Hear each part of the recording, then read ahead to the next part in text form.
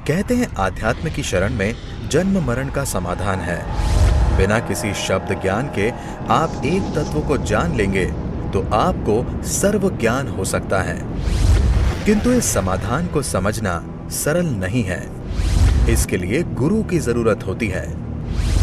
श्रमण संस्कृति के अमृत पुरुष व विलक्षण प्रतिभा के धनी युग प्रधान आचार्य सम्राट पूज्य श्री शिव मुनि जी महाराज साहब का समग्र जीवन सत्यम शिवम सुंदरम का जीवंत प्रतीक रहा है। परमात्मा स्वरूप महान सद्गुरु के रूप में आप सदैव जन जन की श्रद्धा के केंद्र हैं। आपका बहुआयामी व्यक्तित्व हिमालय की भांति उतंग, गंगा की तरह पवित्र और सागर के समान गंभीर बना हुआ है।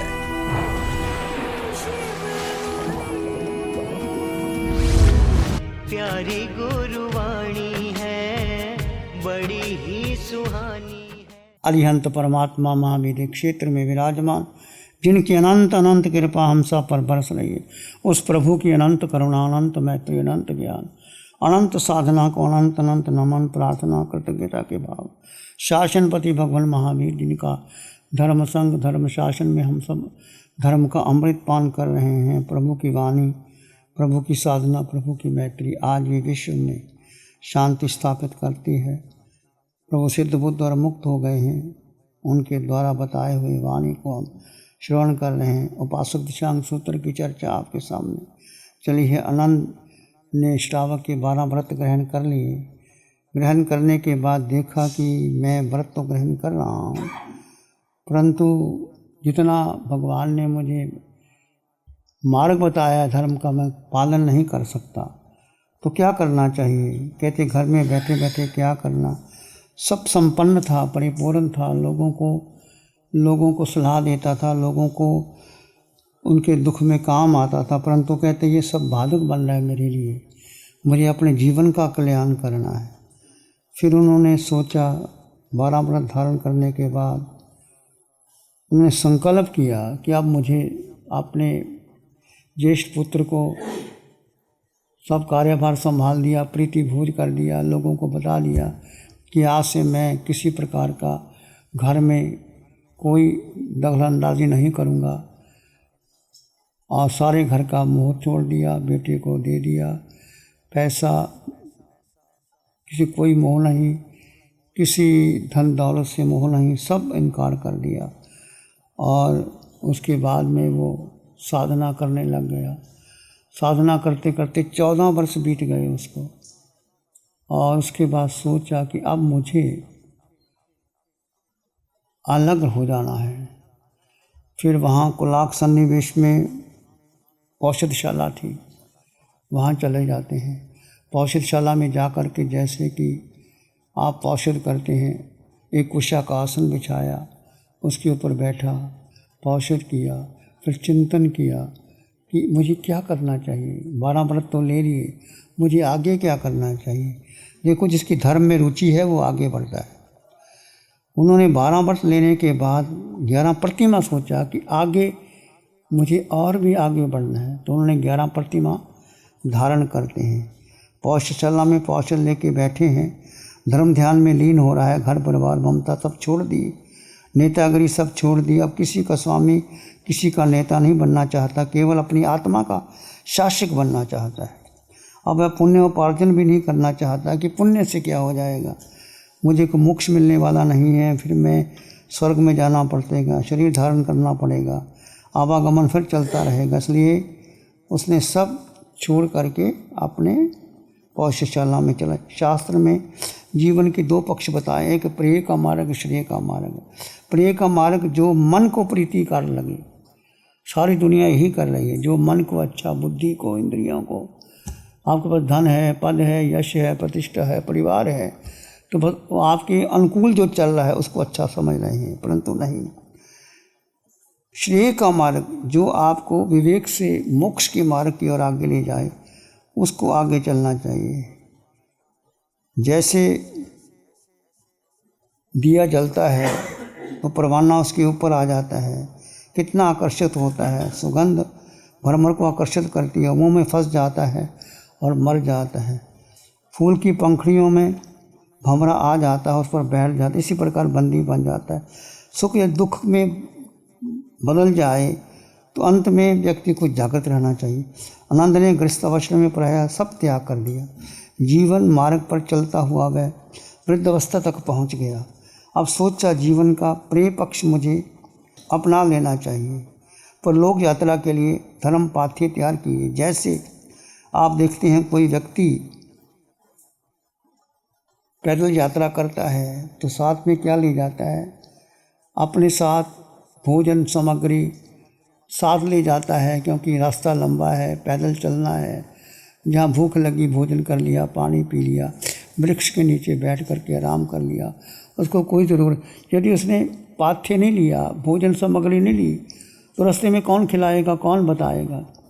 इसलिए उसने सोचा कि जैसे एक व्यक्ति को, कामकाज करने वाले व्यक्ति को भोजन जरूरी है, पानी जरूरी है, जब मर्जी पी सकता है, तो मुझे अब मोक्ष की यात्रा करनी है, उसके लिए मुझे क्या करना चाहिए। देखो, धर्म जीवन में बहुत ज़रूरी है।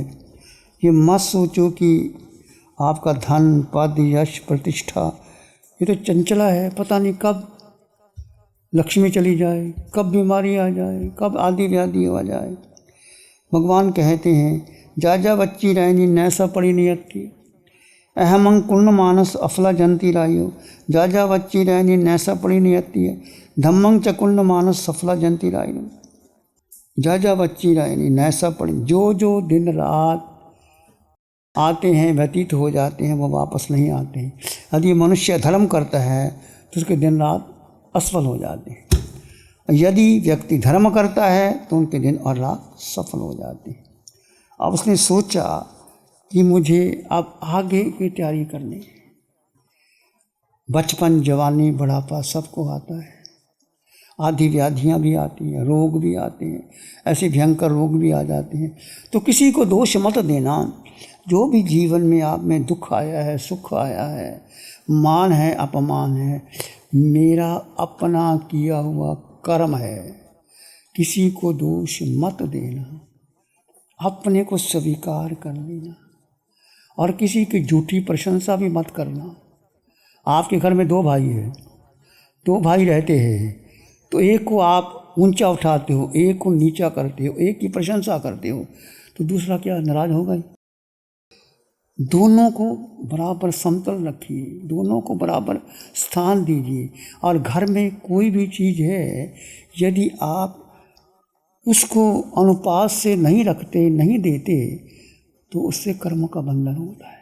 और व्यर्थ की चिंता करनी नहीं। भगवान ने कहा एक श्रावक को व्यर्थ की बातों में पड़ना ही नहीं। किसी के घर में क्या होता है, तुम्हारे घर में क्या होता है, बेटा क्या करता है, बेटा क्या करता है, उसने ऐसे किया, मैंने ऐसे किया, उसको ऐसे कहा, उसने ऐसे किया। अनर्थ कर्मों का बंधन होता है भाई। क्या लेना देना किसी के घर में कुछ हो ना हो, तुम्हारे घर में भी कुछ हो तो हम क्या करें। हम संत हैं, हम आपको अपनी बातें बताएं, ये मुनि ये कर रहा है, ये मुनि कर रहा है, आपको क्या मतलब, हमें क्या मतलब। तो आपकी बातें हम सुन कर के हमें क्या मतलब। विचार करना, चिंतन करना। धर्म क्षण क्षण में होता है और अधर्म भी क्षण क्षण में होता है। विचार करना, चिंतन करना। अब उसने 12 व्रत ले लिए। यदि आपने 12 व्रत नहीं लिए तो कम से कम 12 व्रत तो ले लो। अब 12 वर्ष के बाद वो वृद्ध हो गया, सब कुछ छोड़ दिया, इतना धन संपत्ति। कहते हैं मुझे आगे तैयारी। 11 प्रतिमा लेते हैं। प्रतिमा श्रावक का जीवन कैसा होता है। प्रतिमा का अर्थ क्या, प्रतिज्ञा को प्रतिमा ध्यान करना। प्रतिमा का जो जैसी चीज़ है उसको वैसा आकार बना लेना, वो प्रतिमा कहलाते हैं। तो उसने 11 प्रतिमा धारण की। पहले दर्शन प्रतिमा। दर्शन का अर्थ है कि अपने श्रद्धान को दृढ़ करना। जो भगवान का मार्ग है, सत्य है, अटल सत्य है, परम सत्य है। तो उस 1 मास की उसने दर्शन प्रतिमा धारण की कि जिससे अगली साधना वो कर सकता है। अपना श्रद्धान दृढ़ करना। सम्यक दर्शन ज्ञान चरित्राणि मोक्ष मार्गा। दर्शन प्रतिमा का धारण किया उसने कि अपनी श्रद्धा को, अपने विश्वास को दृढ़ करता हुआ पिछली साधना को छोड़ देता है, अगली साधना को आगे समृद्ध करता है।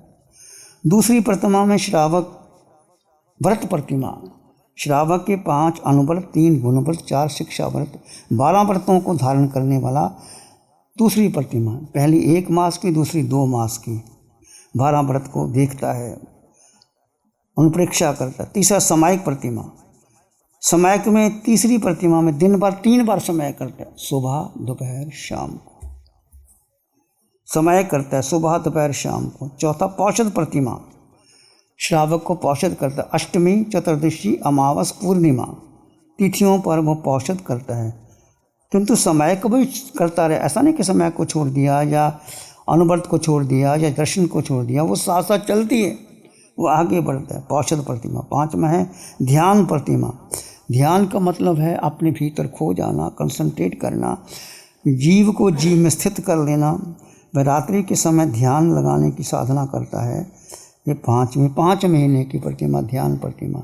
छठा ब्रह्मचर्य प्रतिमा, ब्रह्मचर्य व्रतों का सम्राट है, जिसका ध्यान एकाग्र हो जाता है, उसके लिए ब्रह्मचर्य पालन सरल हो जाता है, वो आत्मनिष्ठ हो जाता है, उसके लिए ध्यान की साधना अति आवश्यक है।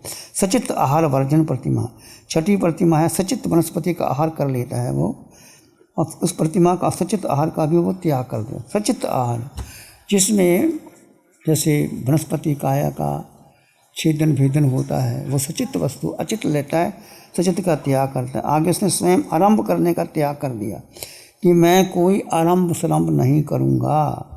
फिर आगे आदेश देने का त्याग कर दिया कि कैसा भी भोजन आए, अनुकूल आए प्रतिकूल आए, वो आदेश नहीं देता किसी को कि मेरे लिए ऐसी चीज़ बन के आए। कोई चीज़ जैसी आ गई, नमक कम है ज़्यादा है, कोई चीज़ अच्छी बनी नहीं बनी, जो जैसी आया वैसा ग्रहण कर लेना।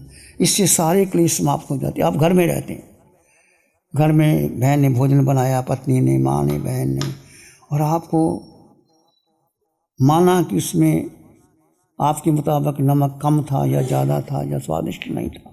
आपने प्रतिज्ञा कर ली जो भोजन आ जाएगा मैं वैसे का वैसा ग्रहण कर लूँगा।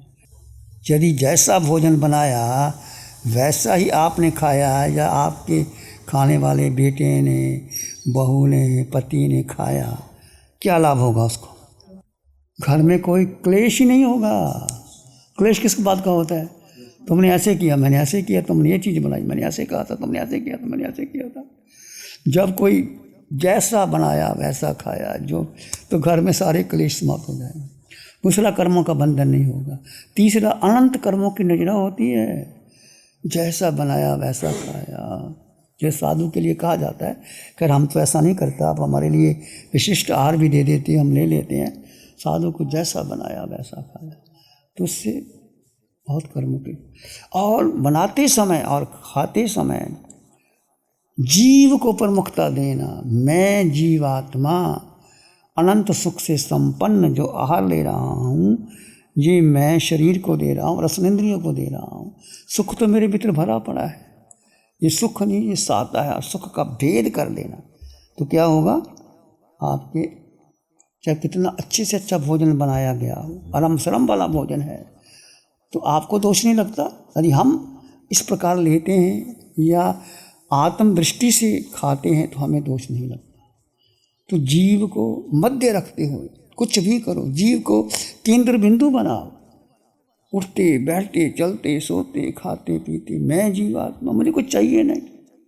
जीव ने अन्न का दाना ग्रहण नहीं किया, पानी की बूंद नहीं की, जीव का जन्म नहीं, मरण नहीं, जीव ने कुछ खाया ही नहीं, जीव को कुछ चाहिए नहीं। जीव सुख संपन्न 8 गुणों से युक्त ये शरीर ले रहा है। अनंत जन्मों को शरीर ने खिलाया, कब तक खिलाता रहूँगा? और भावना भाव अंतिम मुझे समाधि मरण आ जाए, इतना आहार किया, इतना कुछ, मुझे समाधि आनी चाहिए। भाव रखोगे तो आएगा। और जीवन में आप श्रावक हो तो कम से कम 11-12 अनुव्रत ले लीजिए। अनुव्रत लेने के बाद आपका मन करे तो कभी 11 प्रतिमा भी आ जाएंगी। इसलिए आपके जीवन में बहुत महत्व। यदि आप पैसा छोड़ के नहीं जाते या पड़ा रहता है, फिर बेटे बेटे का क्लेश होता है। हम देखते हैं पिता चला गया, बेटे बेटे की झगड़े, कोर्ट केस चलते हैं, ऐसे कोर्ट केस चलते हैं, भाई भाई का दुश्मन हो जाता है और तलवारें खिंच जाती हैं, घर की दीवारें बन जाती हैं। पहले ही सब कुछ दे दो ना, जिसको देना है, रखना रखो, देना दो। धन के दो उपयोग, या तो उपभोग करो, खाओ पियो, दूसरा दान करो। यदि उपभोग नहीं किया और दान भी नहीं किया तो धन तो ले जाएंगे, गवर्नमेंट ले जाएगी, बेटे पोते ले जाएंगे, और जिसका किस्मत होगा उठा के ले जाएगा, चोर चोरी कर ले जाता है, सब कुछ चला जाता। इसलिए लक्ष्मी चंचला है, पता नहीं आज है कल पता नहीं क्या हो जाएगा। और जो धन आपके पास है, जैसे अनंत श्रावक ने इतनी संपत्ति, 12 करोड़ की संपत्ति सब छोड़ दिया, बेटे को दे दिया, बेटे तेरी मर्जी, जो मर्जी कर, मुझे कुछ दखल नहीं है, जो करना कर। और आप एक पौषशाला में आके कुशा का आसन जो घास फूस के आसन में बैठ गए और प्रतिमा धारण कर ली और त्याग कर दिया कि मुझे अपने आदेश से यार लेना नहीं, बनाना नहीं, करना नहीं। वृद्ध हो गया वो और शरीर दुर्बल हो गया उसका। हम सब कुछ देखते हैं उसके बारे में। ऐसा नहीं तुम नहीं करते, तुम भी करते हो, पर वो बड़ा विवेक है उसके जीवन में। और किसी को क्या चाहिए वो ध्यान रखते, उसके लिए बनाती है, करती है।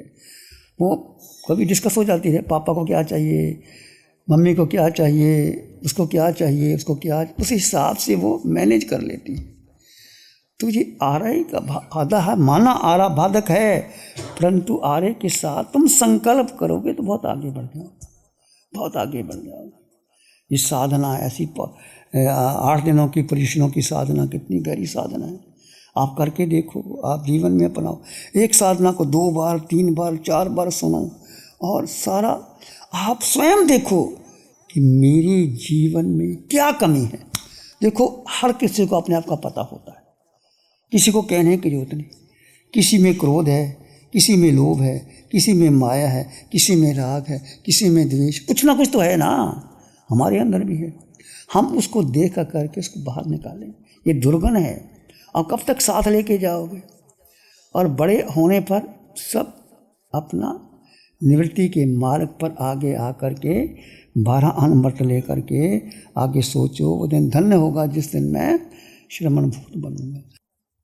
अनंत श्रावक भगवान से पूछा, गंधर्व कहते हैं प्रभु ये अनंत दीक्षा लेगा? भगवान ने कहा नहीं, दीक्षा नहीं लेगा। ये अनंत श्रावक रहेगा, उत्कृष्ट साधना का पालन करेगा और मोक्ष जाएगा। और वहाँ से पहले देवलोक में जाएगा, एक भाव और कहेगा महादेव, सीधा मोक्ष चले जाएगा। धर्म का फल देखो, धर्म त्याग का फल देखो। जितना त्यागोगे उतना आगे बढ़ जाओगे, जितना पकड़ के रखोगे वो छूट जाओगे। तेन त्यक्तेन भुंजिता, जिसने त्यागा उसको मिला। नमो अरिहंतानंग, नमो सिद्धानंग, नमो आयरियानंग, नमो वज्रायानंग, नमो लोय सब साहुनंग, धम्म मंगल मुक्ति ठमा हिंसा संयमो तवो देवावित्तं नमं शांति दासुधम्य श्यामनो। श्री चत्तारी मंगलम, अरहंता मंगलम, सिद्धा मंगलम, साहु मंगलम, केवली पाणत्तो धम्मो मंगलम। चत्तारी लोगोत्तमा, अरहंता लोगोत्तमा, सिद्धा लोगोत्तमा, साहु लोगोत्तमा, केवली पाणत्तो धम्मो लोगोत्तमा। चत्तारी शरणं पवज्जामि, अरहंते शरणं पवज्जामि, सिद्धे शरणं पवज्जामि, साहु शरणं पवज्जामि, केवली पाणत्तं धम्मं शरणं पवज्जामि। चारे शरण दुगरण जगद में और न शरण कोई होगा, जो भव्य प्राणी करे आराधन उसका जर अमर पद होगा, उसका सदा ही मंगल होगा। पिछले 60 सालों से केजीओसी ग्रुप अपनी 4 ब्रांड कोहे, कंगारू, म्यूनिक्स और माइल्स के माध्यम से हाई पोजीशन प्रोडक्शन के द्वारा दुनिया में जाने माने लार्जेस्ट मैन्युफैक्चरर्स में से एक है। जैसे staplers, staple remover, paper punch, gun tacker, app tool, geometric tools, stitch wire और किचन में यूज होने वाले प्रोडक्शन से दुनिया के लगभग हर देश में उपलब्ध है। ये प्रोग्राम केजीओसी ग्रुप के सौजन्य से प्रस्तुत है।